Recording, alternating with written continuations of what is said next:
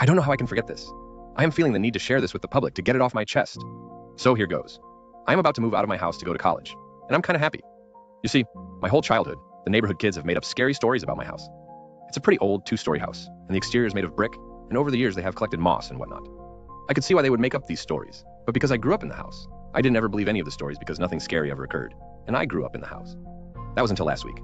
My mom was up in Michigan at my little sister's field hockey tournament, so I was home alone. It was dark out around 11 p.m. I was upstairs, using the home phone to talk to my best friend Noah. He was one of the kids who made up a story about my house, so when it all happened, he knew what was going on. We went into the topic of going on a trip to celebrate our graduation. Then, we heard the noise of a phone being picked up. Noah asked what that was, and I assumed it was nothing. But then we heard a voice. It spoke soft and slowly. "I'm downstairs." It was more of an angry whisper, and it was coming from my line. My blood ran cold. Noah's first reaction was, "I knew your house was haunted. Holy shit." His voice was shaky when he spoke. Then he hung up. Wow. Thanks for the help, Noah. Now my house was locked, so I knew this wasn't some sort of prank. I heard a phone pick up again after Noah hung up, but I reacted too quickly. I hung up the phone and locked the door to my room. I'm not necessarily one who is good at dealing with fear, so routinely, I hid under my bed. I sat quiet for a few minutes.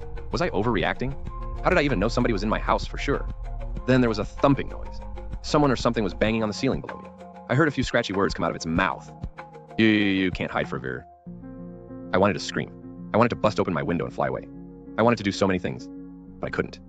I jumped out from under the bed and grabbed the phone again. I tried to call 911 as fast as possible. I knew the thing in my house would pick up. 911, what's your emergency? I spit out the first thing I thought of saying. There's someone in my house, I said.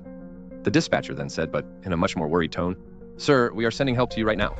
Are you in a safe location? I said, only for a little longer because I assumed whoever it was capable of busting in here. I hung up, and then there was a screeching sound outside my door.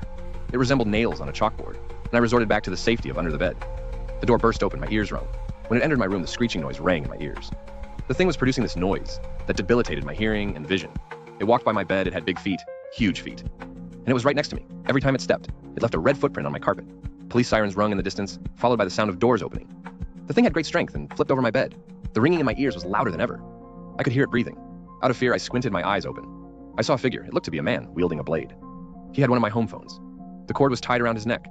I didn't get a good view of his face, but the walls, the door, and the floor were all red. Like blood. I finally let out a loud scream. I couldn't hold it in any longer. Then a cop bust into the room. I opened my eyes. Everything was back to normal.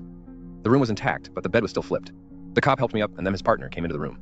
I noticed the window. It was broken, like somebody had burst through it. The cops questioned me and told me I'd give them the best description of the man. I told them about all the features I could remember, how he picked up my phone, and how he had it tied around his neck. The cop's face went pale. It was Oscar. I didn't know about an Oscar. Don't go back to your house until we get this man. He'll return. Edit. I have posted part 2 of the story. It may not be as good or that long, but I am just putting down the truth and all the events happened in my life recently.